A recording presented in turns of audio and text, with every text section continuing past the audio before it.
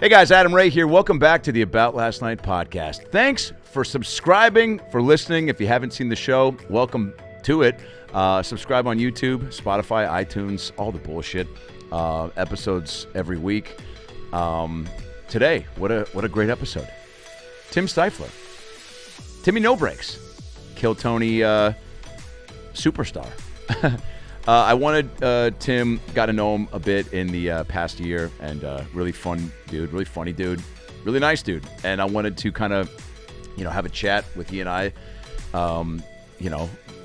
without the character, without a peel back. Who's the real Tim? Who's the real Adam? Even then, see, I go into a voice even when I'm just trying to talk like a normal person. But it was a super fun episode. We did a 10 questionnaire as Timmy No Brakes at the end.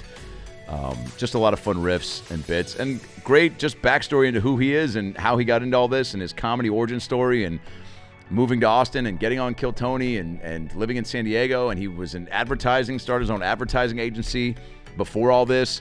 Fascinating episode, a lot of fun. I hope you guys enjoy it as much as we did recording it. And of course, check him out on tour. Check me out on tour. The Who Is Me stand-up tour, first theater tour, is on sale now, and tickets they're going, man. I appreciate you guys hopping on and buying tickets. Pittsburgh, Cleveland, New York, Tampa, Orlando, Boston, 2 shows of the Wilbur, Rhode Island, Maine, South Carolina, North Carolina, Portland, San Francisco, Sacramento, Bend, Oregon we added, Town Hall in New York, Albany, New York, Detroit, Minnesota, so many, Denver. We got so many shows, all on sale at adamraycomedy.com. The Who Is Me theater tour. Come out and see me. Also, The Last Dr. Phil Live, the Wiltern Theater here in Los Angeles, December 16th. The lineup is fucking insane. There's about 100 tickets left, so go to adamraycomedy.com and get them. You don't want to miss out. It's the last Dr. Phil Live in the States, I promise. But we just did announce 3 Dr. Phil Lives in Australia, baby. Brisbane, Melbourne, and Sydney. Let's put another shrimp on the barbie, Hugh Jackman. I can't wait for that. First time doing stand-up in Australia for a tour. I've done pop-ins at like Good Chat, which is a great club in Brisbane, which hopefully I'll pop in when I go back down there. But this will be my first time with a big tour at big venues, and I can't wait. I think there's 3 or 4 stand-up shows and then 3 fills. We just put it on sale, and man, I'll be posting about this soon, but tickets are flying. So adamraycomedy.com for all those. And of course, my first theater show in my hometown of Seattle at the Moore Theater, December 19th. Cannot wait. 150, 200 tickets left for that. AdamRayComedy.com. Moore Theater, December 19th. There's a new Dr. Phil Live from Milwaukee with Tiffany Haddish, Joe List, and Annie Letterman coming out next Thursday. The Bruce Robbins Live from the Comedy Store dropped on my youtube.com/AdamRayComedy page this week as well. Check out me on the recent Kill Tony that dropped this week. I think I'm on Andrew Santino's Whiskey Ginger today as well, or tomorrow. And the Joe Biden, come on. The Joe Biden stand-up special is going to be filmed at the Comedy Store next Wednesday, December 10th, and I can't fucking wait. If you're coming to that show, you're in for a real treat. A lot of surprises planned. That'll be up on my YouTube as well. So subscribe to my youtube.com/AdamRayComedy. All the tickets and Adam Ray and Dr. Phil merch at AdamRayComedy.com. Adam Ray Comedy on Instagram, Twitter, and TikTok. Appreciate the love. Appreciate the support. San Antonio, I'll see you this weekend. First time at LOL Comedy Club. 4 sold-out shows. 5 sold-out shows in Spokane next weekend at the Spokane Comedy Club. And then, of course, New Year's Eve. Stand Up Live, Phoenix, December 31st through January 3rd. Come out and see your boy. Tucson, January 4th at the Rialto Theater. And then, shit, man, we turn it up, the Who Is Me Theater Tour.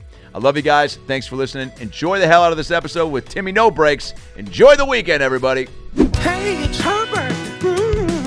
And you're listening to the About Last Night podcast, you slippery little son of a bitch. About last night.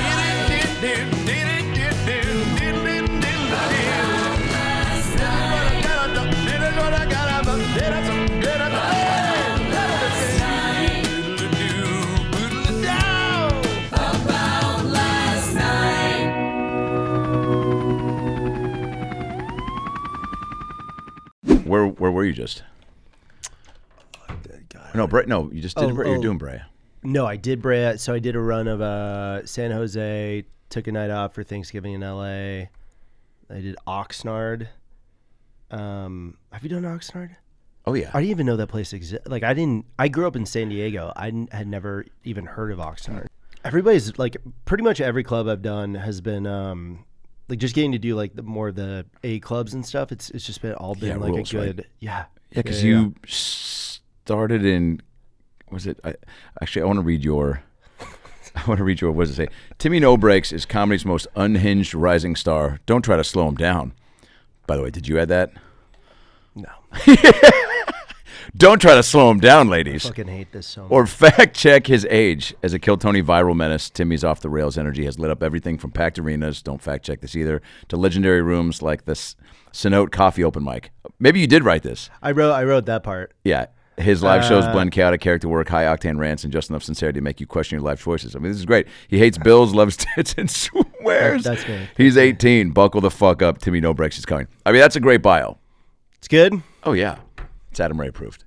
Okay, well, It's also such a cool thing to be at a place where you're like, oh, I gotta be thinking. The bio now matters too, as far as like. Are we recording right now? We're in it. Yeah, we're in it. Holy shit. Yeah.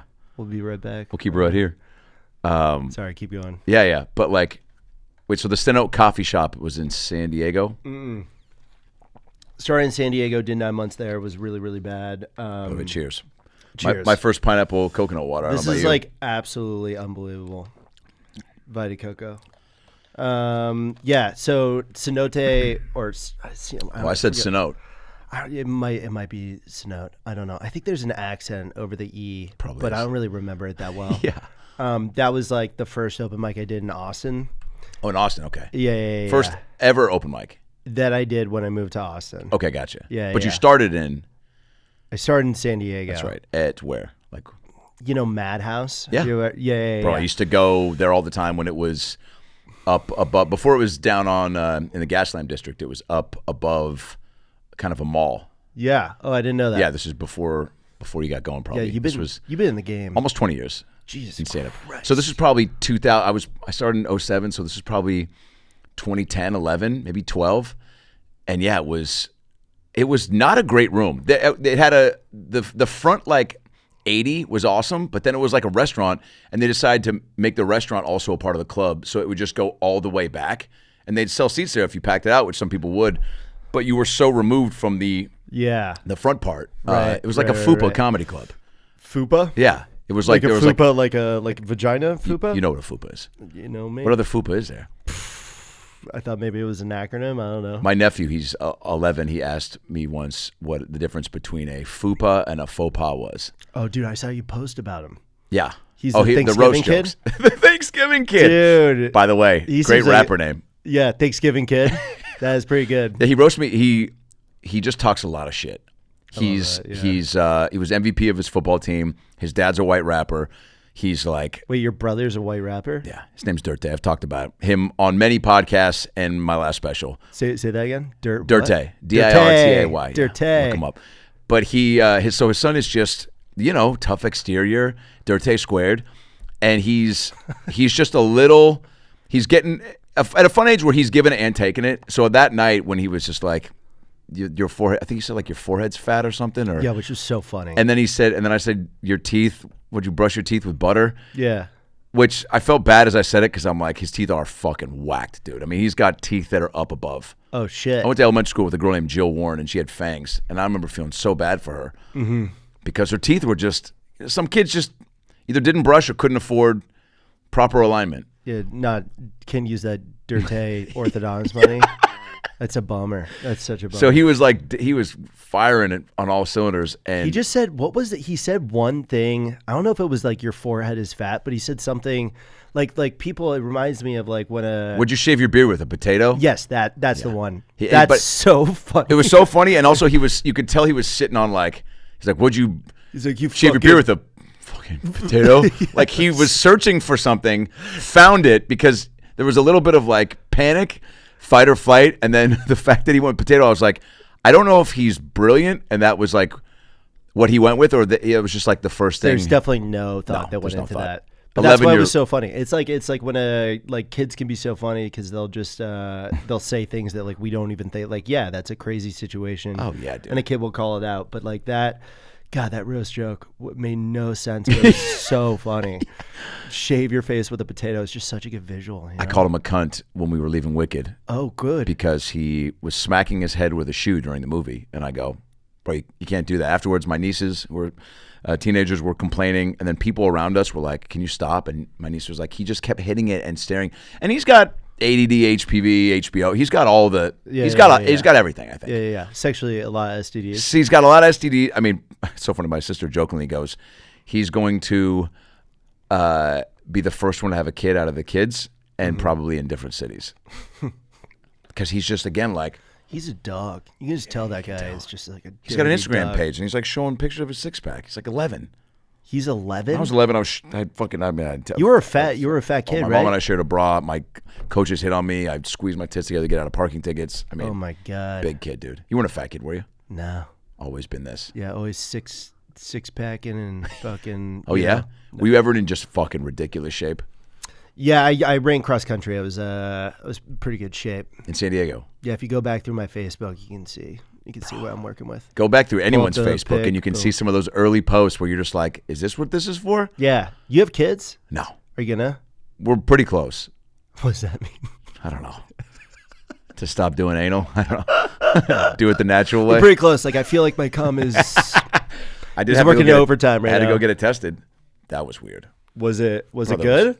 You got good cum? You got totally fine cum? All good, yeah. So your wife has a wife? Yeah. Yeah. Yeah, married 3 years. She's her vagina's perfect. Cum is, I think, great. Yeah, good cum. That's not how they judge it. They don't give you a slip when you walk out and go, great cum, dude. Yeah, but they just touch it and they're like, hey, look at that cum. Look how sticky it is. Oh my God, you got good getting cum, those pages Adam separated. I did walk in and there was. Wait, I got to know. So you cum in a cup there, right? So I did it in the hand, and then they said, come back another week. You're supposed to do it in a cup. And I was like, oh. Oh, you just caught it? I and just then did you my walk, hand. And then you walk up, you're like, in, is this good cum? How is this cum? Worst game show ever. Is this good cum? We've got 5 strangers from around the country. Yeah. All of them giving their cum. Palms full of jizz. Yeah. Your Tinder has the best cum coming out of India. Wow. I walked into the room and there was 1,000 DVDs, no DVD player. So already a red flag. And no lotion. Just like soap. Dude, and I don't jerk off with lotion. I didn't even know that was a thing. I'm being serious. What do you use? I like friction with my hand. I mean, this guy knows what I'm talking about. Just sandpaper. Do you see what he did? He just licked his lips and nodded his head. That was fucking weird. Tom. Oh, I did it again. Jesus Christ. Jesus. Put your dick back in your pants. It's very unprofessional. Stop pressing against the fucking the Timmy No Brakes is coming out. It just comes in and out. What does it really? It like I accidentally called a girl a bitch. Just like, but it wasn't like you're a bitch. It was like, what's up, bitch? Yeah. Like just like came out. It's so funny, dude. You probably are finding this, but like doing Phil, I was just talking to a buddy about this. There's things that I will say as Phil that I would never say as me. Of course. As on stage. Yeah. And off, because it's just like another filter, but you're also like, it's and Timmy No Brakes has a similar vibe where it's like likable abrasiveness. Yeah. So people not expect it, but like don't take it offensively almost, right? I get like when you're like, look at these fucking tits. Yeah. Like crazy thing to just but also you're like you don't feel like it's a malicious it feels celebratory, which is in a weird way. Because like I love tits. I genuinely love tits. Yeah. And or the character. I love a flat chest personally. But oh, for real? Yeah. Big time flat guy. Wow. Like you have a perfect. This is why you peel the. Look at your. I'm horny right now. I should send you some. Yeah. Well, then you would have not liked Fat Adam. Fat Adam was too big for you. Not attracted. Not attracted to you as a fat boy. This is a character peel back then. So Timmy No Brakes and Tim Stiefler. Yeah. Or Stiefler, but Stiefler. It's fine. Yeah. How often does that happen? Oh, nobody's ever pronounced my name right the first time. It's spelled Stiefler. Like, I mean, it's spelled like you are nailing the spelling. Yeah. Yeah, you're crushing it. But what do they call you in high school, middle school? Dirty dog. No, they never did that. Your teachers called you dirty dog? Yeah, they're like, you fucking whore. No, they called me Stiefler. I got Stiefler a lot. Remember American Pie? Come on. Of course. I was in the appropriate. I'm 43. You're what? 30. 36. Yeah. Yeah. So I mean, I was in high school when that came. Yeah, it was like that was for us. You know. I think it was like 5th or 6th grade, and it was like a big Still great deal. age to see. Such a good age. Wow, that's I didn't actually fully might be understand. It's better It is better because it was not because totally. you're really not allowed to see it No. in See 5th or that. 6th See, grade. I It makes can it so go much see better. it, and you can't, Yeah. and you saw it anyway. 6th grade birthday party. My parents got it for. Remember when they were doing like the uncensored version, but it was like nothing would really be different. No. I remember. They blurred out the pie. No, I remember the only difference I think in the movie was he fucks it vertical in the R-rated version, and then I think he's like That's so planking funny. it. I think that's the only difference. So they let everything fly. They let everything fly. Good for them, dude. I'm kind of talking out of pocket. I'm not actually 100% sure. Fact, check me on that. Take your dick and put it back in your pants for real. Wait, put on the mic just a little bit so we can Okay. see your face a little more. Yeah, There you go. look at my Yeah. face. There we go. Wait, okay, so started in San Diego. Started in San Diego. Funny kid before you even started stand up. Yeah, class clown runner up. You are. Runner up. I don't know. I didn't win it. What about you? I appreciate the I'll be honest. sincerity to be like, I didn't get it. Who's the kid out there that's now working at Costco? Carson Gilpatrick. I think you're about to say Carson Wentz, the fucking I quarterback. still remember that piece of shit. Wait, Carson who? Gilpatrick. I know. What did he do that ousted you? He was, we were different types of class clowns. He was like nuts 24/7. I could I would put it pick and on choose. and I would pick and choose my spots. But I was like total, I mean, I'm probably being generous. I think I was probably nuts the whole time. I honestly think I was pretty nuts. I like that you're saying nuts because kids are, when you're being a funny kid, you are fucking a spaz. Yeah, I was a spaz. Yeah. I was like very hyper, Yeah. unmedicated. You were. I'm sure. Unmedicated. Yeah. Good. That's why you're still doing it. Yeah, for sure. I have a few friends that were heavily medicated, and dude, it sucked the funny and the life out of them, dude. I know. And it's like, I get as a parent, like, I guess you got to do something, but I mean, I had to get on anti-anxiety medication with all this stuff. Yeah. Like I couldn't Makes sense. handle it. And I think I can't tell if it's like dulled stuff. Like I don't know, maybe a little bit, but I just couldn't handle it. handle life. Yeah, I mean, like when we did that initial pod, like I was like in the thick of it, and I was Of anxiety. Oh, you're talking about right now. yeah. I thought right you were now. talking about when you were a kid. No. Okay. Like So now. okay. Like I'm on medication now. I'm How's it 36. feel? I don't know. Yeah. I don't know. I'm like I'm not sure because I really don't want it to affect my ability to be funny. Yeah. But I also can't be like miserable. No. You know? And so it's like, I don't know. Did you feel any of this anxiety or just uneasiness prior to doing comedy and like having the last Yeah, year I or think so? I've always been like a pretty anxious guy. But The business too, more opportunities, more accessibility, more exposure. You're just what? You're just yeah, I mean, like, okay, put yourself in my shoes. So like I did improv. Improv is a totally different. You've done improv, right? oh yeah, tons. Yeah. In high school or what? I started when I was 21, so like 15 years ago. I took a class at the Groundlings. That was the first. That's a crazy first one to go because that place is I did too, fucking serious. Oh yeah. Yeah. Did you do the game where you like morph your face and then they say stop and then whatever Probably. your face is, they go like talk like that person? Oh no, I don't think I So did here, that. do it. That's Ready? a good one. Start fucking with your Okay. face. Stop. Oh God, damn it! My face can't move. See, I'm pretty good at improv. You're great. I'm pretty talented at improv. But that was one of the games they would do, and it was we didn't rehearse that, by the way. no, dude. this Because is people are gonna be all like, "Oh, that was pretty unhinged, good. dude. Just That like was your pretty bio, good." unhinged. That's dude. right. That's right. Wrote that myself. Wait, it was nerve wracking because I'm sure you had some idea of like Groundlings is like No. an institution. No, you had no I clue. Googled. I was like, so I took time off from college, moved to LA, spent like a year and a half here, and then I just Googled improv LA, and I was like, oh, Will Ferrell did this. That's pretty cool. And then I go in, and you have to audition to even take classes there. I don't know if that was your experience. And I did the audition. I remember what the guy said. He he literally just said, he's like, calm down.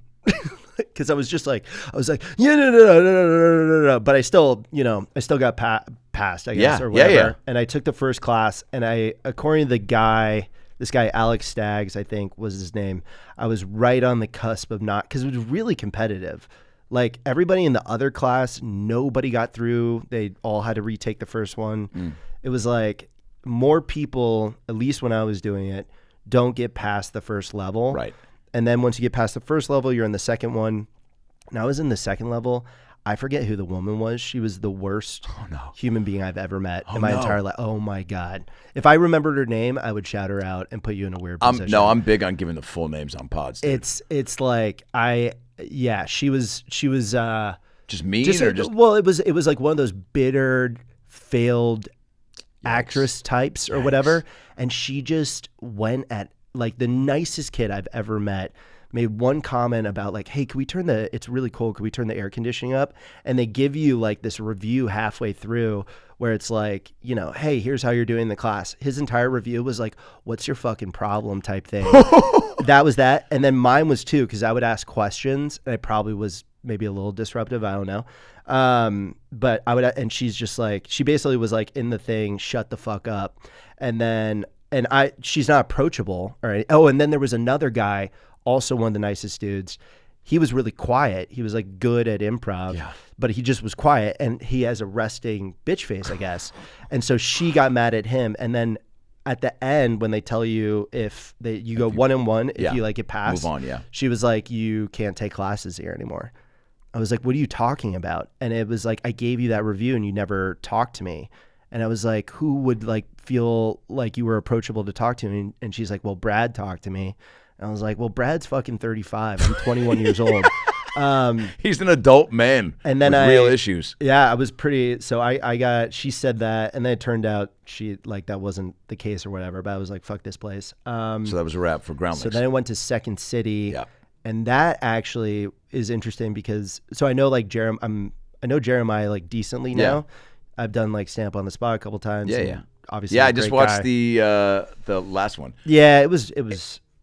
There were moments. It was great. All right. It was great. And this is, I mean, and we'll get back to, I want to hear more of just like how you started and everything. But like, when I first saw you on, I think it was the first Kill Tony appearance, maybe, right? Was that Vulcan? No, I haven't even seen that. I've only seen you on, I think, at the Mothership. Okay. So the first one was at Vulcan. Okay, great. And that was like the on a Kill Tony or no? Kill Tony. Oh, wow. So when Kill Tony was back at the Vulcan. No. They did a double. You know how like sometimes they'll record two in one day, just because they want to like take a break or whatever. So they did two. I don't know why they did it at Vulcan. Maybe it was like, oh, this will be fun. Yeah. But they did two. Well, they used to do it at Vulcan all the time. Yeah. No, I was like, what's crazy for me is like I started stand up. I'm coming up on 3 years, January 1st. Yeah. Which makes it easy to remember. Yeah. But I started listening to it right away, and that was when it was at Vulcan. That was like the Hans Kim heyday and stuff like that. Great band name. Yeah, so I'm that's kind of like my thing. I like to say things that are like different rap names, different band names. So you're gonna hear a lot of that. Thanksgiving Kid is definitely opening for Hans Kim heyday. Yeah, that's right. And then finishing off, I think headlining is Big Fat David Lucas. I don't know. That's a workshop. No, that's good cum. Yes, he's got. Dude, let me tell you about that guy. Great cum, no homo. That does sound like a good, like, you know how girls are always pimping out their, friends for like, and guys, I guess too, like if they're trying to set somebody up, like, just being like, great ass, great tits, but like, great cum. What if a guy was just like, dude, this cum's awesome. Christine, I know you're a big cum girl. Yeah. Yeah, I mean, like, who isn't? Yeah, but like this guy chugs pineapple. It coconut tastes water. Good. The loads are thick. Yeah. They don't. You'll get pregnant just by swallowing it. Yeah. I'm telling you. I had a girlfriend in college, and she told me when she first sucked off a guy, and I was like, I just asked what you wanted for dinner, but let's talk about it. And she was like, no, we were talking about, I'm not a big fan of like rehashing past like exes and stuff like that with people. Like even my wife now, she's always like asking, I'm like, I don't want to talk, like this is our life now. I don't want to look back, but I guess we've run into an ex of mine and an ex of hers. So it made us like go down that path. Right.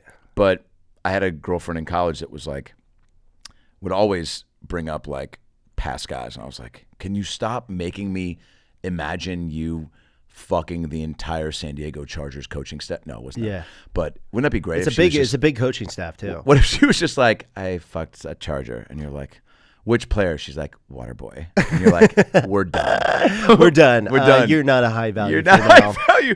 But she goes, I thought in high school, I think it was, thank God. What if she was like, in the 7th grade, I thought you could. Sucked off the Charger head coach. She said she thought she could get pregnant from swallowing. In high school? Yeah. Ooh. And I'm like, what was being taught in the curriculum at the health class? But I guess when you don't know, it's not like your parents sit you down and go, don't. Yeah, how did I know that cum couldn't be swallowed and you have, that's, I don't know. Is that just common sense? I don't know why it would be because it's in you. Like my mom didn't tell me don't take your dick out of the Cheesecake Factory.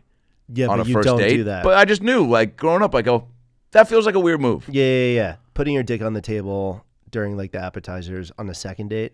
Yeah. Maybe. Way cooler. Way cooler. That's how I met my wife. She was like, wow, that's a confident man. My dad, I heard a story about my dad. Your folks still together? No, of course not. Mine too. Their divorce? When I was 9. When you were 9? Yeah. I was 12. Let's go. We're the same. Way to $1 me, Price is Right style. Yeah, guess. I'd say 9 when to. did your parents get divorced? Who cheated on who? How is your cum? Yeah. Wait, divorce or what? Yeah. Oh yeah. Big time. It's always that. Yeah. If you're 9, if you're a between 8 California kid, I really? think your dad will cheat Well, this is on up you. in Seattle, yeah. Oh, you were a Seattle guy? Yeah. So this is always like rainy. You're indoors, just like Right, just cheating on your there's wife. a dock. Yeah. Yeah. Just indoors. Like, just we got great comics, musicians, and fucking cheating on your husbands. wife. Yeah. Yeah. You wouldn't have that in fucking Tulsa, but What did your dad say to you as a kid? You were saying? well, so he was good with the lay, way better with the lays than I was. Give you advice? No, I haven't really asked him. Yeah. Because he'd be like, cheat on your girl. No, he's a great guy. He's my favorite guy. He's not going to watch this. So that's good. Yeah. It's all jokes. But he somehow like this came up and like my mom was like, he wanted my mom and he found out that she was on a date with some guy and had champagne sent during the date, just like show up. And it's like, this is from Jeff Stiefler. Like with a guy on a date with her. What a fucking Power move, dude. Power move. Wow. Probably really nice champagne too. Not Yeah. like Brut. Like fucking. Yeah. Is Brut a brand or is that a type It's of a cologne. champagne? Yeah, that is a cologne. That's From right. the early 90s. El Brut. El Brut. Oh, El Brute. Yeah. Cenote, El Who Brute. was the spokesman for it? I always remember Britney Spears did Fantasy because my Carrot sister Top wore did that. Brut. Carrot Top did I think Brut. he did Brut. Johnny Depp did He made that fuck you Brut money. Sauvage.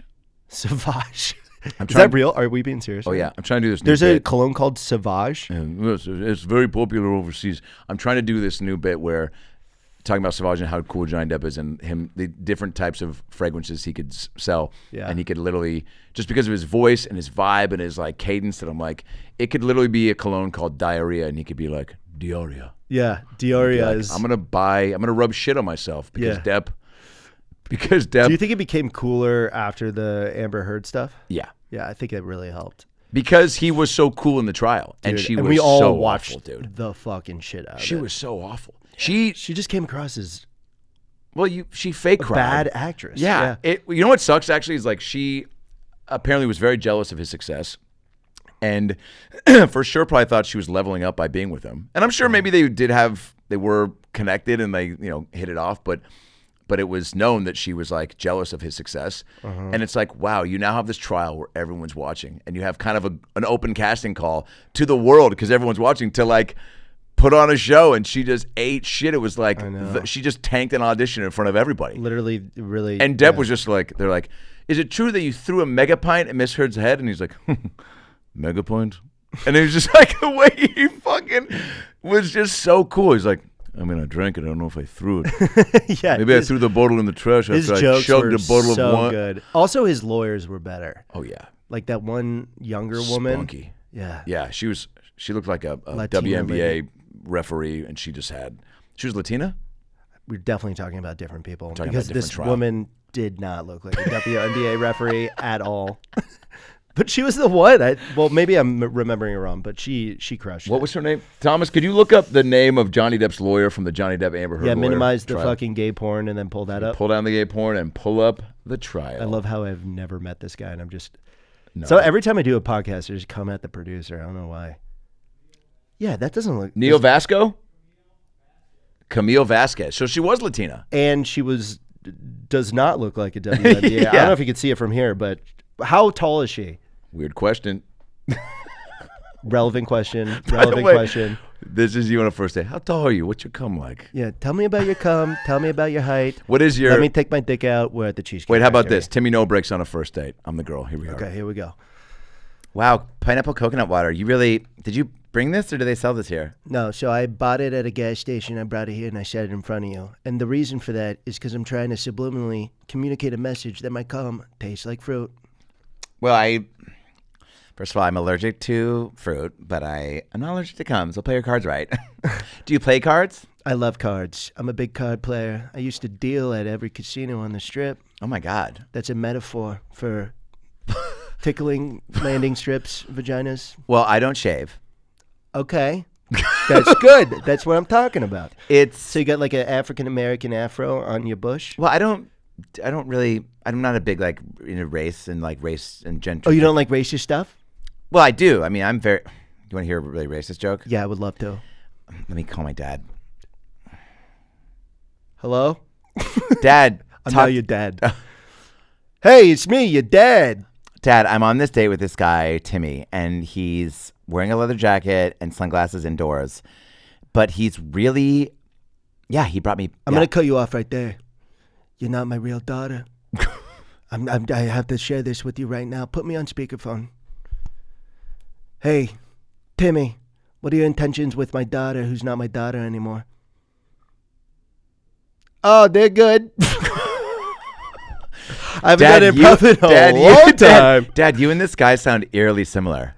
Well, that's because now's the time to say the truth. You're not my daughter, and he is my son. And Scene. Wow, that was so good. Great. That was great, dude. Yeah. Wait, when What you... a yes and. Did your dad or mom do any performing? No, dude. Oh, so this is a complete shock to everybody in The the family. black sheep. Oh my God. I was an ad guy. Okay, so I was in New York doing advertising at a Holy shit. place called Ogilvy, which is like a really good ad firm. Kind of worked my way up there. Actually, I'm not surprised by that. Because Yeah. you've always been, outgoing, personable, right? Yeah, I'm like pretty extroverted. But I do you think. have to have those skills to be in ads or no? Depends on your job. Okay. So like if you're a creative, like you also need to be able to pitch. So you need to be able to like go in front of a client and like be like, hey, buy this shitty ad or whatever. Is that what and you make it you come up with ideas, you write scripts and you pitch them. So I got like pretty good at that. And then I went to a smaller agency and just got like way too big of a promotion and just couldn't do my job. Like I was just so bad. And then got laid off, fired basically, and then started my own thing. Did that for 6 years. Your own company. Own company, Unusual. Called? Check it, Unusual. Oh, The I entire thought you were saying philosophy. it was unusual that you started it. The entire philosophy is nobody cares about. Like the website says, nobody cares about you, and then below it says you have to be unusual to stand out. Unusual is kind of our thing. Bro, this is Timmy No Brakes' pilot episode. You start your own. You get fired from your ad agency. You start your own. You know what's funny? Like I had a couple meetings at Paramount. Yeah. No big deal. Let's go. Just a little flex. To pitch like show ideas and stuff like that. yeah. And like in one of the meetings, they were like, "Oh, we really like your advertising story. Maybe like because like we don't have like a workplace comedy right now. Yeah. So like maybe like a Timmy No Brakes ad agency type Oh thing. my God, yeah. Huh. Okay. Yeah, All dude. right. I I'll like go that. back. I'm gonna get him on the phone. What? No. It's just your daddy. It's just my Just my Just dad dad. again. Oh my God, your dad. Wait, what? That so you did that your own unusual So for how many years? I did that. I did that for. I built it. So it was just me, and then kind of built it up over 6 years, and started stand up. The last 2 years that I was there, I had started stand up. Became, I don't know what your experience was. I just became obsessed. Like it was like I'm so bad at this. It's so hard. I need to figure this out. I need to crack it. Well, that's how you know that it's for you. Exactly. If you're going up on stage and you were, beating yourself up about how poorly it went, I still or do, yeah. too high about how well, because I try to tell any young comic, I'm like, don't look at it in terms of like bomb and crush. Take something to celebrate and something to like work on. Mm-hmm. Otherwise, you're just gonna every night's gonna be you're gonna make the highs and lows even crazier. Yeah. Because there's no way that when you're starting out, of course you might have a night where you're at doing some open mic and there's a bigger crowd and you get a great spot and whatever those jokes you've been working on come together and something happens and the crowd's just into you. But to think that like, all right, here we go is crazy. Yeah. Because it's like you're a year in, 5 times in, but everybody goes through it. But yeah, you have to, knowing that you're like, okay, that sucked. I want to fix that and immediately go up tomorrow or somewhere else tonight. So that's how you were. And that's how you knew you were into it. Well, I was pretty hard on myself. I still am pretty hard on myself. Yeah. So I tend to go there, but I don't know. You got to find that balance. Yeah, you definitely do. But you can't beat yourself up too much. Yeah. Good point. You can't. Let's get on more medication, I guess. We do this again. You're just fucking 300 pounds and just so built up. Just I'm on Ozempic and it's not doing the right thing. But yeah, so I did that and then started stand up, became obsessed with it, and then like it was my 2 partners who I had brought on early on were like, you gotta get the fuck out of here, because I just didn't care about it. Yeah. And so I got bought out and then was able to just focus on stand up. That was a year ago. Cool. And then this Kill Tony thing happened like got bought 6 out. months Mazel. ago. Yeah. That's awesome. It was So like a legit, like we had employees, we like Dove Men's, Adobe, MoMA, like we had like Dove Men's. What was one of your Dove Men spots? Well, that we got right when I left. Yeah. But they just did a spot with Marshawn Lynch. Yeah. Bro, yeah, I just did his pod. He's a homie, and he had tons of Dove Funny stuff. guy. He's up to the shit. Yeah. Uh, Oh yeah, Dove stuff. Yeah. He had it all over. So if you had brought up Unusual, they'd be like, "Oh yeah, I shot a fucking Good thing for with you, them." dude. Yeah. Okay, so enough cash from that to just kind of Just focus. So I got half my. We were paying ourselves well. I got half my salary for 5 years. It's paid out over 5 years, so I have another 4 years of it. Let's and then go. making some money from touring now. Yeah. Like the Brea show, that's the biggest check I've gotten. It was. I was talking to Mikey down there. He's the dude. Yeah. What a good like. He goes. You're. I think he sent me the picture of the tattoo. Yeah, he was next to me. He's like, I'm gonna send this to Adam Ray. Is that Adam Ray? And he's like, I'm saying this to Adam Ray. That was wild, dude. Yeah. So there's a dick on that guy that I drew. Yeah. Did you see that? Yeah. I was like, So the guy asked you to do that?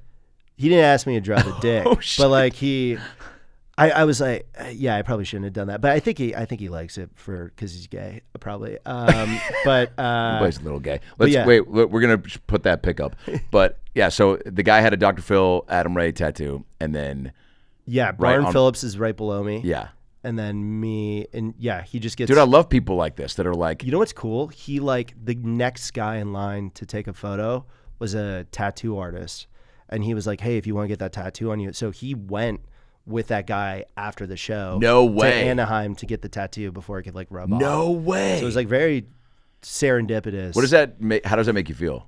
It makes me feel good. Yeah. It makes me feel like just people wanting to take a photo with me is like cool. still very surreal. Totally. It hopefully should never go away. I hope so. I mean, I love taking the time to like be got to. like because I really appreciate it. Yeah. Like the idea of not that if you do this it's bad, but like I would never charge for that. You know, like I just. Well, here's the thing. I know some people do, but my stand-up ones are all free. That's why they take 2 hours usually. I mean, it's wild. Holy shit. Yeah, dude.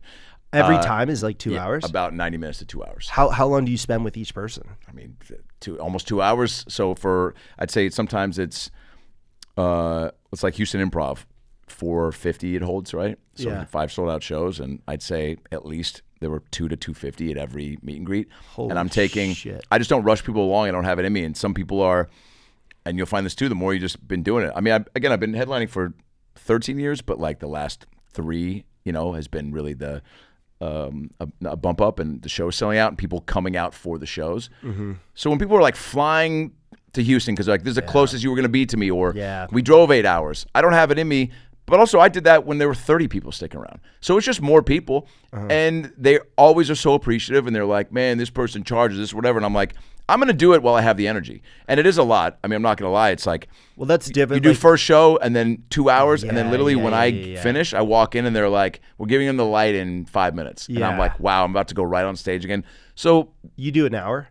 oh yeah, Yeah. hour 20 right now. Holy shit. So it is energy-wise probably depleting me faster than I should. Yeah. But, you just get better. It's like if you're going to do that, then just don't fucking go hard in the paint party-wise after and get rest, and the next day get rest. So it's just about like filling in gaps of like the balance of like, if I'm going to do this, Also, I'd rather do that than just after the show, sit in the green room and just bullshit. Yeah. We're gonna do that anyway. We do that, find a time to do that on the Saturday afternoon or whenever. But that's what you're there for, in my opinion. So, and to not do it, I mean, these people, as you're finding, man, it's like lifelong fans from doing this, and they appreciate it so much. And it makes me feel great. Yeah. It makes me feel. Yeah, it's a win-win. It's like yeah. they're telling you like how they find, and just and as you're building your audience, it's even more imperative for you to be doing that. But I learned that from Bobby and Bert Kreischer and Adam Devine when he was doing stand-up. He's not a stand-up anymore, by the way. Let's just get that on the record. He might have Adam, I love you. You're one of my best buds. But I give Adam so much shit. I go, come back into stand-up. And he's always telling me, yeah, I saw Shane. And Shane was like, we miss you. Get back into it. And I'm like, you're not a comic anymore. I go, does he not want to do it, really? He does. He just fucking, he's so busy, bro, with other shit. He isn't. He's filming shows and writing movies and all that. But like, he's also down in Newport now. And so he's got a baby. Yeah. But hey, guess what? A lot of people have babies. A lot of people are in Newport. That's right. I used to see fucking when Joel McHale and I first met at the Comedy Store. Joel was like, dude, Joel's like, you got to come out more. It was when Rogan still lived in LA, and he was like, oh, I got kids and whatever. And Joel's like, everybody's got kids. And he's like, yeah, I live blah blah blah. And Joe goes, I live an hour away. And Joel was like, fuck. You know what I'm saying? You like, got me. what's your like? Yeah. If you want to do it, you figure it out. Right. And I'm busting Adam's balls, but just because I want him to be doing it, and I know how funny he is. When we would go on the road, this is my point, he was just so chivalrous with everybody. Pictures stopped for everything, whatever. So I'm like, at the height, when it was Workaholics, Pitch Perfect, Modern Family. So I'm like, if he can do all that and not be perturbed by it and always give people time, I mean, it goes such a long way. So I had good examples like that. And so I'm glad you're doing that. Yeah, yeah. How about, is there anybody that's, I don't know, like dressed up like you or made it weird or sent you some DMs that are like, oh, shit, all right. Yeah, like some like, sometimes you get like a comment or a DM and like you read it and again, and you're like, this doesn't make any sense. Like what was communicated, like doesn't make sense. So sometimes I get that. Nothing like super, like getting like tits or something like that. That was like just pictures. Just like a picture of tits. Wow. And I was like, whoa. They say send this to Timmy No Brakes.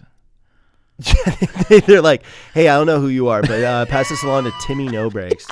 On Halloween, I think there were I like saw him 3 or 4. That's so cool. That was cool. Yeah. You had some, which was bro. really every cool. year it's just more and more. I mean, the Phil ones, it's like, yeah. But what are you gonna do? Share every single fucking post that people tag in? Yeah. I mean, yeah, you should. Yeah, maybe. Yeah. But yeah, it's there is something about it was surreal. It was really surreal. Kill Tony 2 that I think. So you were a fan of the show before you went on it. Yeah. So when somebody told me about it like a month into stand up, I watched it, and I think you can kind of get like a little burnt out on it. Like I don't like I'm not like I was watching it every week, and then I was like, okay, and I took full a bit of a episodes, break. start to bottom. Yeah, full episodes. Wow. So I was training for a marathon, and so I would just go back in the backlog and just listen. Like when you do those Saturday runs, it's like fucking 6 hours. Yeah. Or like just a really long time, and so I would just listen to Kill Tony. Yeah. Like I'm a fucking trucker or something. And so a lot of those guys listen to it. Like it is how a lot of people consume it because it is so fucking long. So what was funny is like Hans Kim, like in my mind, was kind of like a celebrity, and like, oh my God, because it was just, that would happen to anybody. Yeah. And so I had heard it, and then I moved to Austin, and we were on a show together, and he like asked me to do his podcast, and I did not want to do it. I just wanted to go home and like go to bed, but I was like, it's fucking Hans Kim, I gotta do it. And so I go back with him to his apartment. Is after your first appearance or what?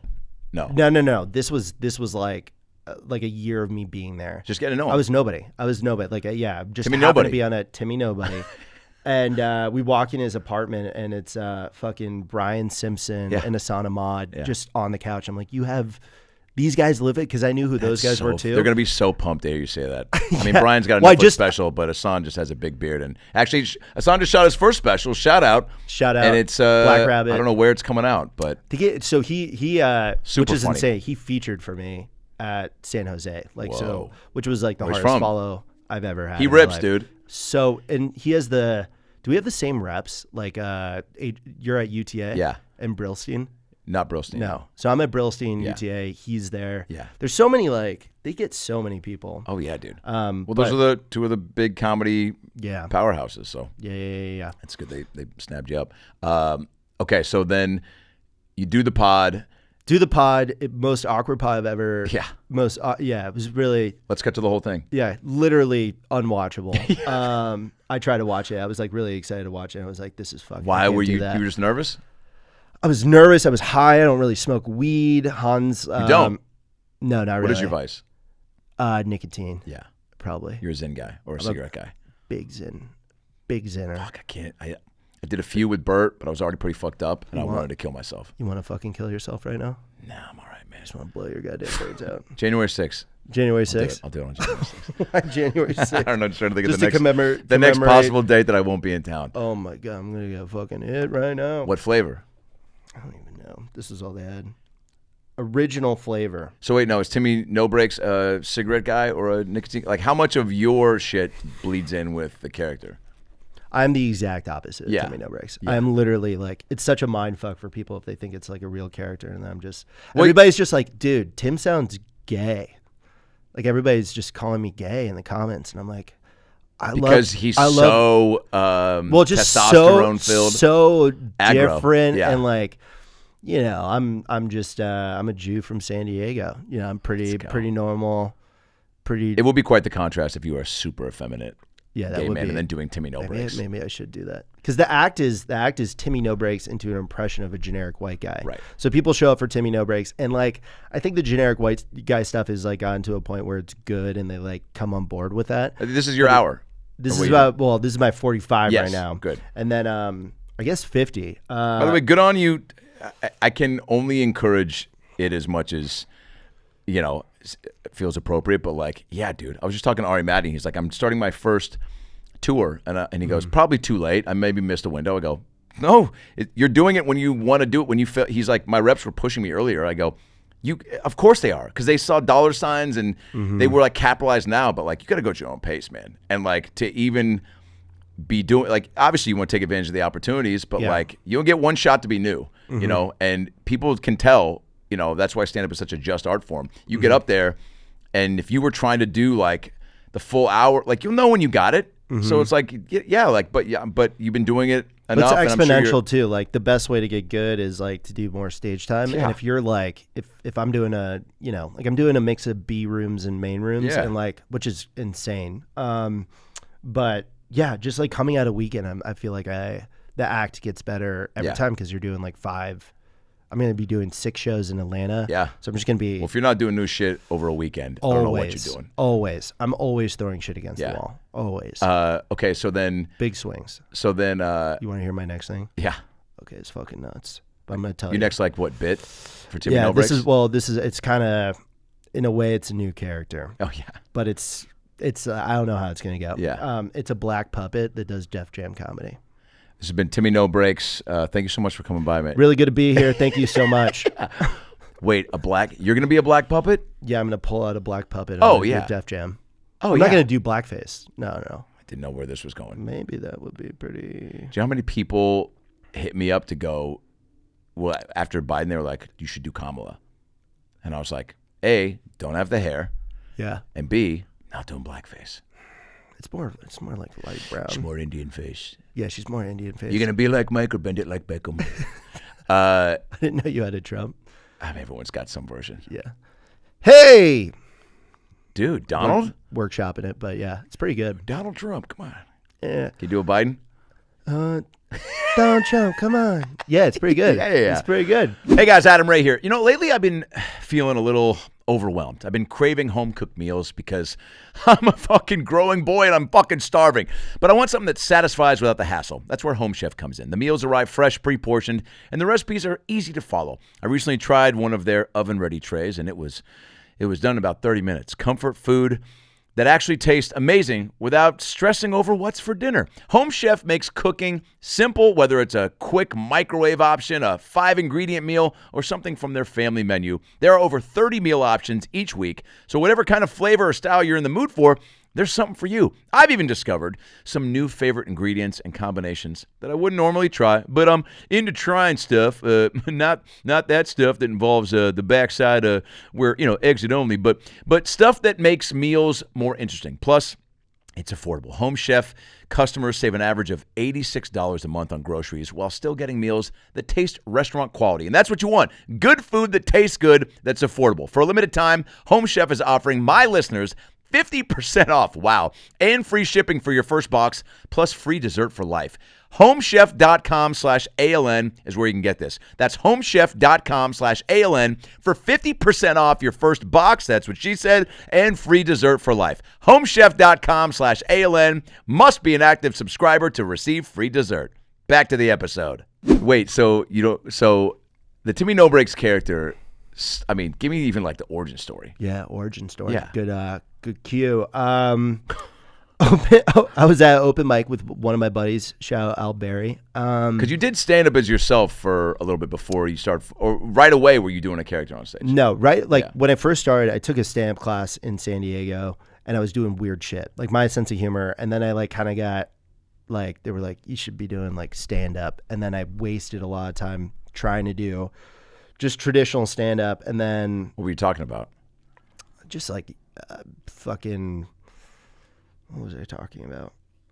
Being Jewish, a lot of Jewish stuff, which I have no connection to whatsoever. So I'm just talking about stuff that doesn't matter. Yeah. And I would do like general observational comedy about random stuff. There's like this menu at the Cheesecake Factory called the Skinnylicious menu, and I had a bit about that. How'd it go?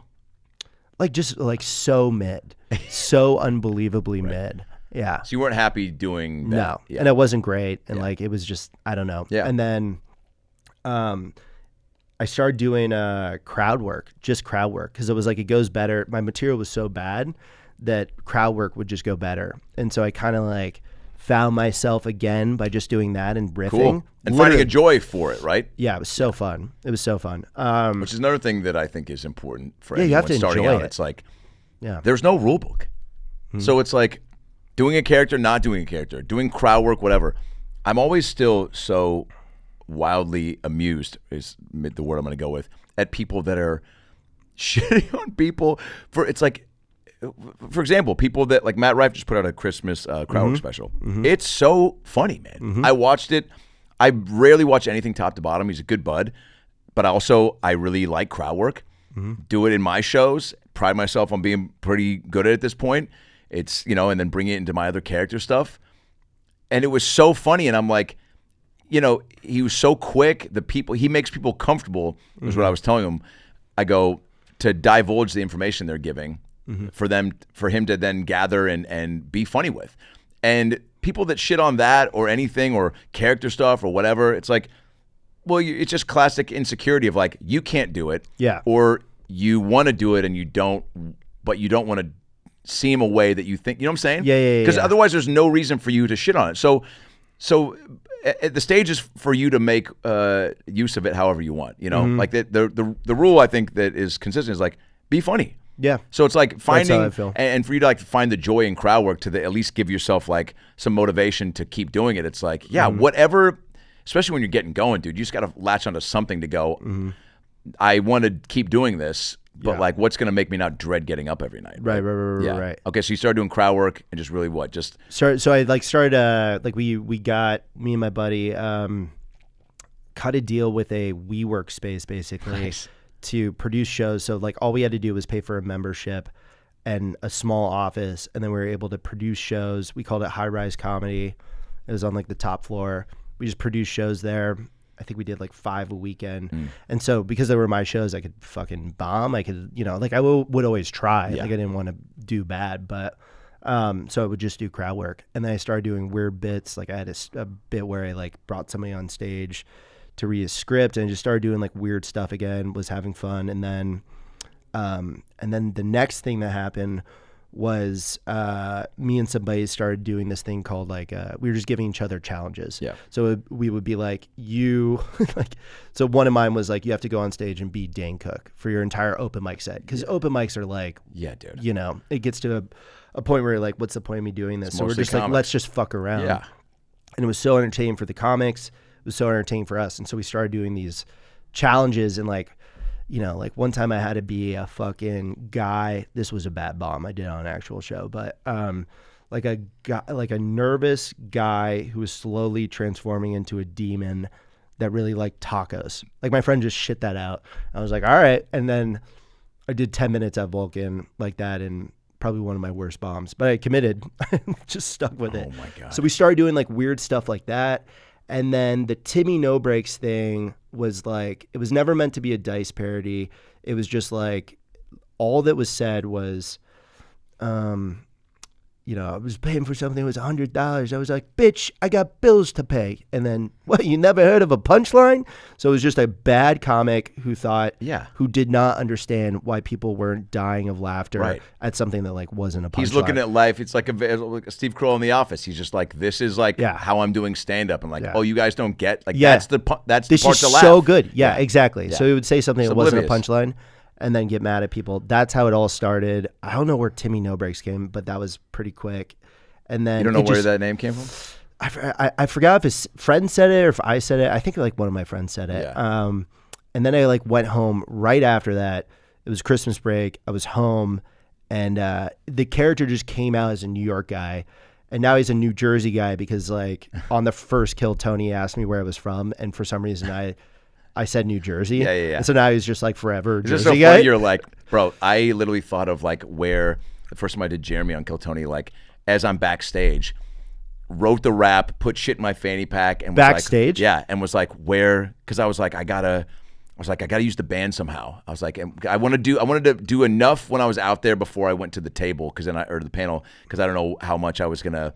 I wanted to play still nervous, so I was like, my time to be confident is at the mic. Yeah. So that's where I would be like a nervous comic that was just like a little too aggressive, like hit me, band, let's fucking. So I wrote that quick little rap, and then pulling shit out of my fanny pack. I was like, he's gonna let me go as long as I want at the mic.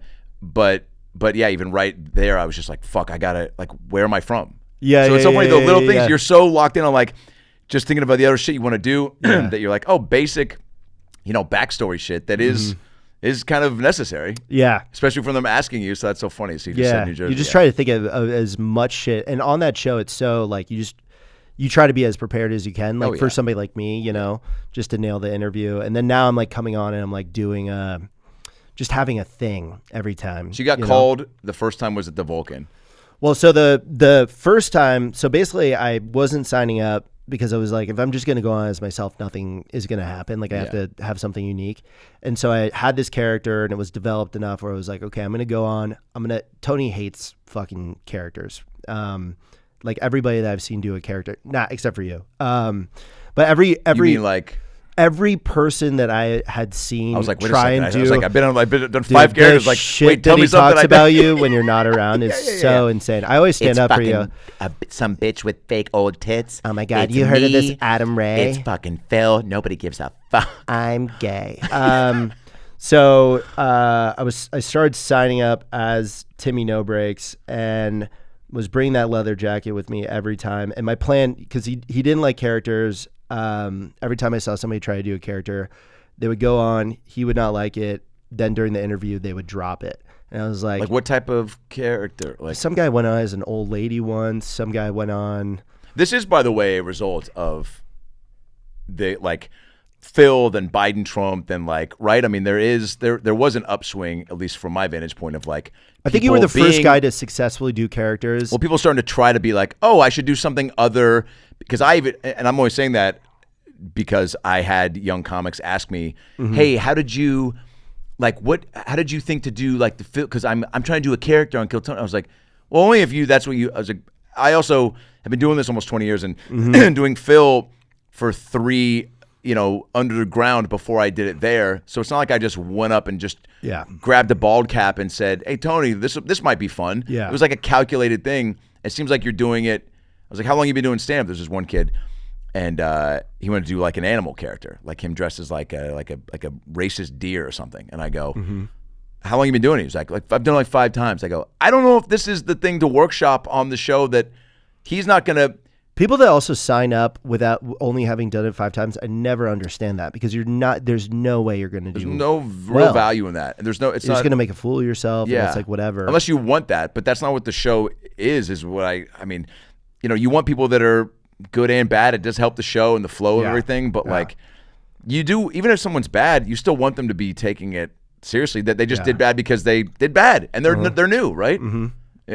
Yeah. Which happens. And that's, you want people to, because they're also taking spots away from people that like sign up and like are killers and, So you were trepidatious about doing the character because you were like. I wasn't trepidatious about it. I was like, I have nothing to lose. The character was doing well. I was like, I hadn't been doing it for years, but I probably at that point had been doing it for like 6 months. But you were fearless and committed. And I was like, for me, it was like, I have nothing to fucking lose. Great. Like, what is the worst that's going to happen? Bro, great. It's like people are just going to be like, oh, that was the worst shit I've ever seen. But then it's like I'm at the same place that I was at before. I'm embarrassed. But so I was like, I didn't really care. And like I care a lot.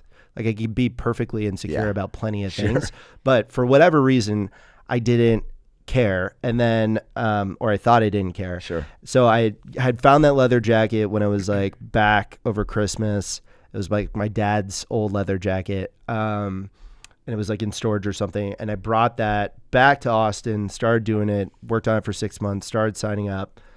And I was bringing it with me every time. I had signed up 30 times. The 30th time, literally the 30th, I forgot it. And I was like, whatever, fuck it. I'm not going to get called. Of course I get called. So I have to go up as myself. Yeah. And I thought I didn't. I thought it was like, whatever. And as soon as I'm like behind that curtain, it's the most nervous I've ever been in my entire life. And so I come out as myself. I do a minute. It's like all my jokes are like pretty avant-garde. And and I do it, like it does fine. Most of the audience is like, what the fuck was that? Then the interview goes all right. But if I had gone on as Timmy No Brakes that first time, I wouldn't be here right now. It would have bombed. I was just too nervous. And so having that was like, I don't believe in God, but the closest thing to an act of God. And then the next time I got on, they happened to have us refill out paperwork that day so I could sign up as Timmy No Brakes. He was going to call me up as Tim Stiefler, and I was going to be like, no, I'm Timmy No Brakes. But this time, it was the first time. And then it was at Vulcan. It was just happened to be a rough episode of the show. I got pulled up last. So it just, all these stars aligned. And then I was like, no matter what, the minute bombed because it's like, I'm not doing jokes and people are like, what the fuck are you doing? And I was like, it's their first time of trying to get. Well, it's also like the punchlines aren't, jokes. So if you do that it takes people a bit to like understand what I'm doing, even if they get there. Sure. So whatever, that kind of bombed, and then, which was fine. And then the interview, I was just, in the pocket, just kept doing stuff, started calling him gay, roasted David Lucas. He said nothing back. I was like, come on, man. Yeah. Demanded a golden ticket. So funny. Got the big joke book, threw it back in the audience. I did all these things. And then like the best part, the two like most iconic parts to people, the things that get called out at shows or whatever. One was like, I just happened to say 2 months, like I've been doing stand-up for 2 months, and then organically just any time-based question I would just be like 2 months, and just 2 months like is a catchphrase. That's so funny. And then the other one was, and it was just like I was just so in the character that it just came out organically, like he was being a dick or like doing his thing, roasting me. And I was like, guys, what the fuck is going on? I'm a guest here. What the fuck? And like people loved when I said, I'm a guest here because it's true. You are. Yeah. And it's like, it was, so that was good. And there were just all these moments that went up, that went viral. And then I got another chance and I just thought of every fucking thing that guy could possibly ask me. Yeah. And there were perfect moments that, like even that moment, there was this moment where he was like, if you have a question for me, and like in the back of my head, I was like, oh, it would be so funny if I could ask him a question and be like, tell me the most interesting thing about you. Go, because he does that to people and puts them on the spot. What's your love life like? Yeah, exactly.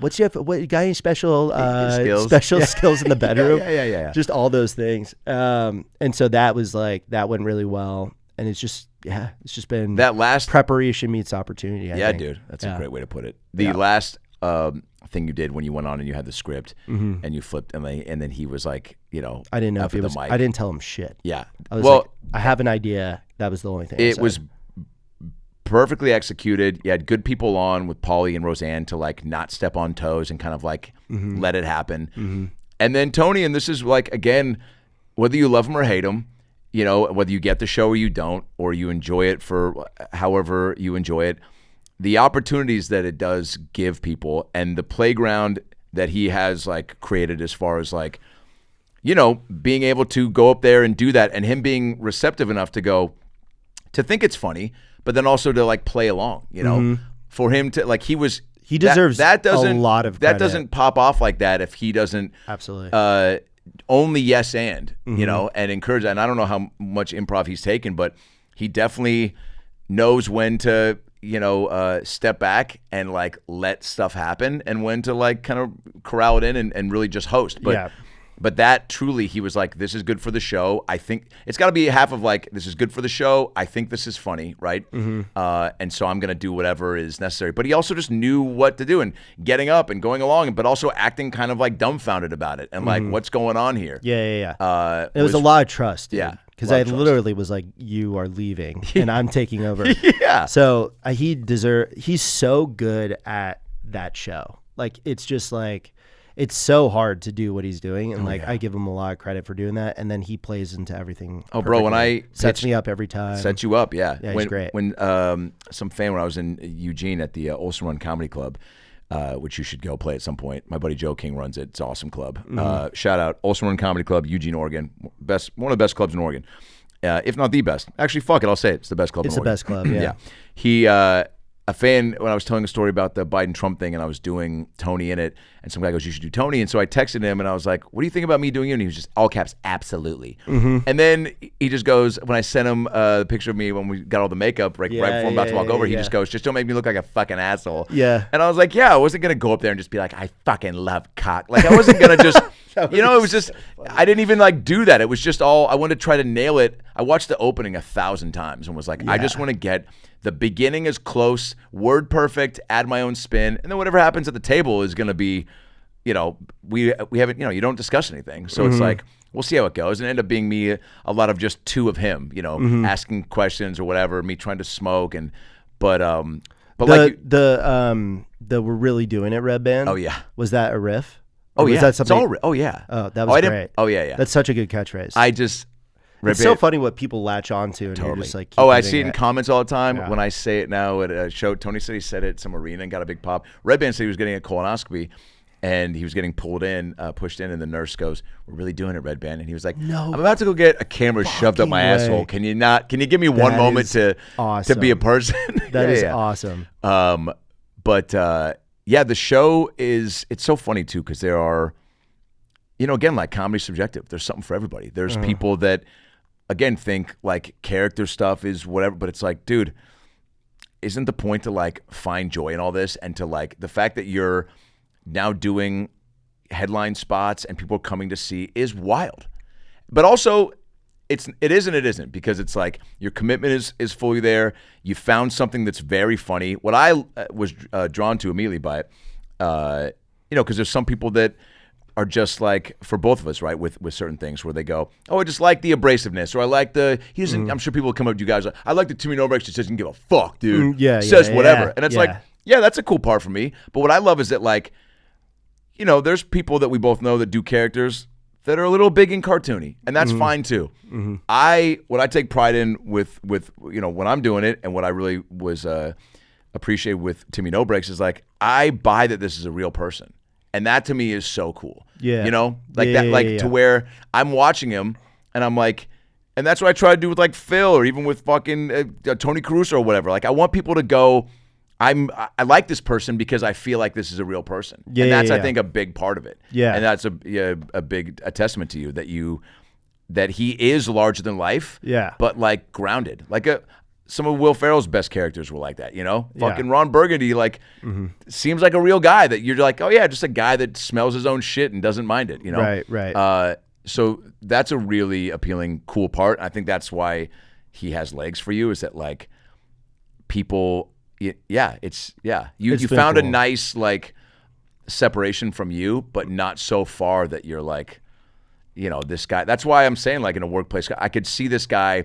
sitting on the stool during the show, taking the glasses off and getting real, but having it still be in context with who Timmy No Brakes is, How many? Like, I'm just like, for you. Here's what I admire about you, Adam. Sure. And I'll suck the fuck out of your dick. Well, you sound like my mom's best friend, Kathy. Oh my God. I almost said I have her a last Kathy name. in my life. Oh God. Kathy Griffin. But like, you just done it so many times. Like, I got John Bond, I got Blackjack, I got all these. I just keep trying. I have not found the next one because that's really what I want. I want to have multiple. Yeah. I don't want to just do. Yeah, you want to Timmy. I want to have a go back on the show. Timmyverse, Totally, dude. And Kev Sachs, like, just all these different guys. God, yeah. But like, for you, like, what, like, do you just how many have you tried to get to the, like, your, like, 5 that you have now? Well, so on Kill Tony, which is where and that's the thing too. It's like, after Phil, it was like, I have a few others that I've done a few times. Only in this, like, pilot that I shot for myself, which was Elaine and Jeremy. And then Tony Caruso I'd done once for a roast of David Ortiz in Boston because I got asked to do it with Burr and Anthony Mackie and Gronk. And I was like, I'm not a big roast guy, but maybe I can dress up like an 80-year-old Yankees fan and roast Boston and the Red Sox. So that's where Tony Caruso came from, because I was just this old piece of shit that was just like, fuck you. I was like, Rob Gronkowski's here. Rob Gronkowski, I go, the Yankees, I'm a big Yankees fan. We've won 27 championships. Yeah, 20. That's also the number of shitty dance moves Rob Gronkowski does to impress a girl before he roofies her. And, like, just, oh, fuck you guys. Just really aggressive old guy. But so enough, every character aside from Phil was like a one and done. But again, dude, just being in the pocket, trusting yourself and going, Kill Tony's such a great loose forum to try something out on, but also the feeling of like, if it doesn't go well, okay, like, what's the worst that can happen? Even doing Jeremy now it's hard to feel that way now. Yeah, but you just got, bro, when I just went on and did Elaine for the second time, I'd only done her once on the show, and she got a good response. And just like anything, there's people that were like, your worst one or whatever. And even this Bruce Robbins Mentalist one I just put up, a lot of positivity. I really like it. And I have gotten better at not reading everything. I read a few just to see, like, get a gauge. But then it's like, with everything, people are going to be like, with Phil, we're doing, one more in LA and then some Australia and Canada ones.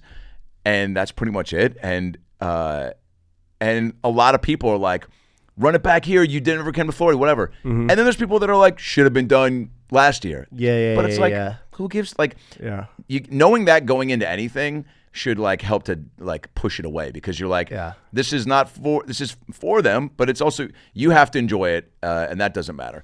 But so getting the confidence, I guess, just to, like, take a big swing is, you just gotta, like, say fuck it, dude, because the next thing you do, there's already, because Timmy No Brakes got so popular, like, people are going to be looking at you with a bigger microscope than they were before, but, like, that should just use that for fuel to the fire. And like you said, preparation, like, you were prepared for, so just treat it the same way you would that. And then, but there's no rule book. It's not like no one's making you. Tony's not like, next character better be ready by February. So it's like, I don't think he wants me. He's he wants to ride the Timmy No Brakes thing, and I'm doing it. I'm riding the wave. But always working on new shit, for sure. Yeah, you should. I mean, it's because that's also how you're going to continue to grow and, like, get better. And putting all your eggs in one basket is, I don't know. I mean, if I had found Phil early on, maybe I wouldn't have.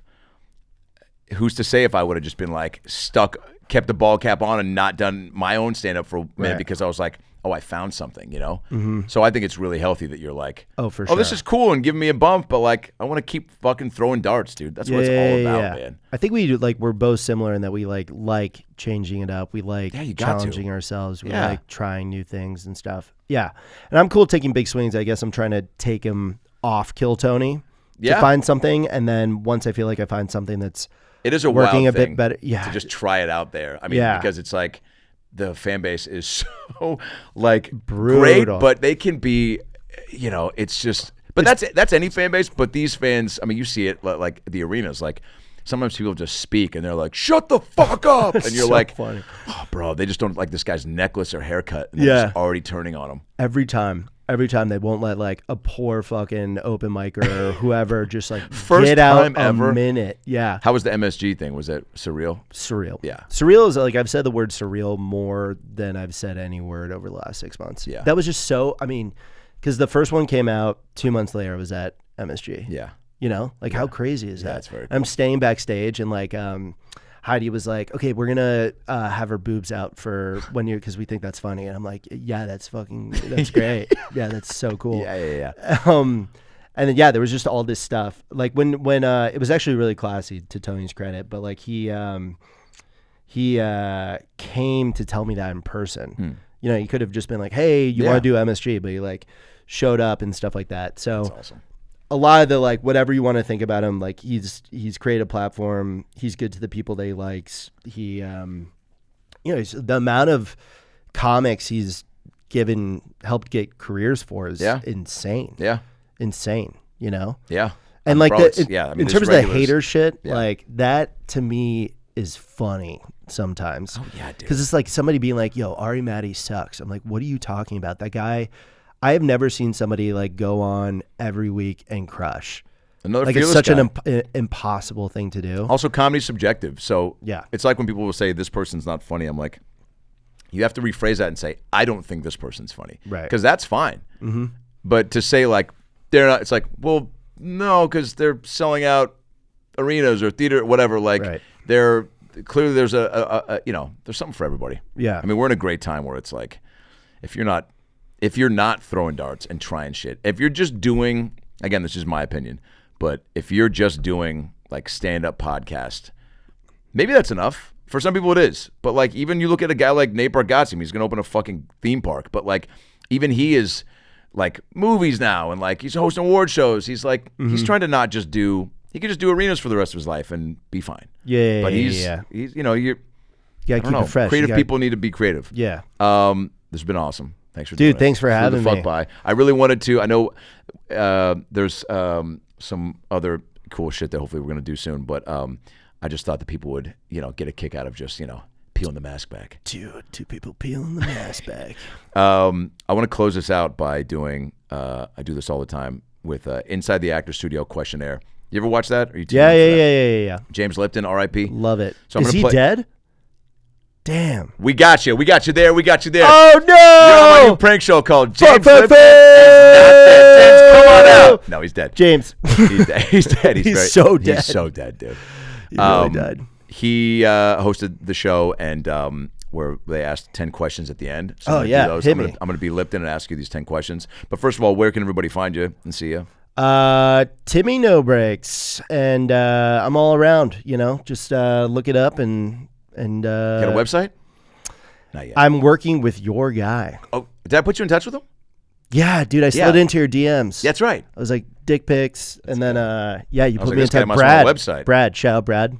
Shout out Brad. He dude. died. That's rough. Yikes! He has a family. I know he does. I'm. What if this is how you told stepping me? in? Yeah. And my first thought was like, I got to get a new website. Yeah. So Literally, fucked. fuck. He was so good. Wait, all right. I want you to do this. So you're touring. Go see. But you're what? Timmy, just follow you on the gram and Twitter and all Yeah, that. probably. Okay. Probably. Big Twitter guy. On Instagram at Timmy No Brakes. Timmy No Brakes. Yeah. All right. I want you to do this 10 question questionnaire as Timmy No Brakes. Yeah. Okay. Here we great. go. Yeah. I'm here with Timmy No Brakes. Timmy, what is your favorite word? Come. What is your least favorite word? Come. It's a bit of an explanation that you need, because I don't like when it's a guy coming, but I like when it's a girl coming. I'm straight. What turns you on? Fucking girls. What turns Big you? tits. Tight ass. Loose hole. What turns you off? My mother walking in on me, coming into a shock, I do know. You been there? I've been there many times. Who are you? James Lipton. Oh, that's right. That's right. That's pretty good. Fuck, this will not be one of my new characters on Kill Tony. Oh, it should. Everybody's like, everybody knows James Lipton.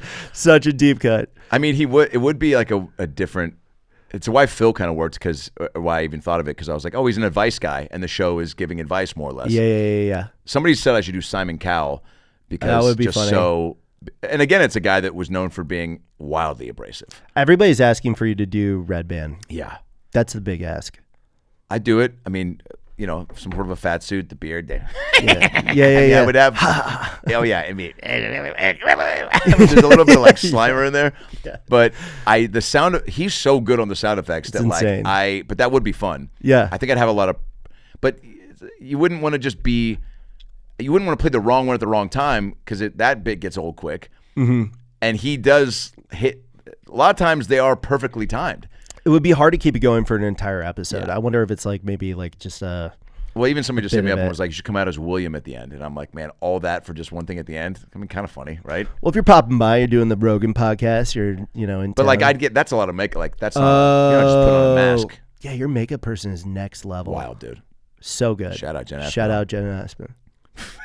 Shout out. Is she the minifin? What is your favorite curse word? Fuck. What sound or noise do you love? What sound or noise do you hate? What profession other than your own would you like to attempt? I've always wanted to be a bass fisherman professionally. Go on. It's a different podcast because it won't take me 2 hours to talk about. But short and sweet of it is bass is my favorite fish, and I love providing. It's also my favorite instrument. A bass? You play the bass? Yes. Oh my I play the god! bass fish. Show me Wait, later, I'll send you a link. please. Wait, what? How long have you wanted to be a fisherman? So first when my dad was a fisherman, so I first went fishing when I was like 3, and then caught 600 fish, and then I was like, I'm pretty good at this. And I just wanted to keep it going. So I would say, since I'm 3, I'm 18, and so what is that? 15 years probably. Wonderful. You have nothing else to say to that? Just keep spitting hot shit. You look old for 18. How long? You've said that before. What profession would you not like to do? I would not like to be the fluffer for gay porn. Tell me about it.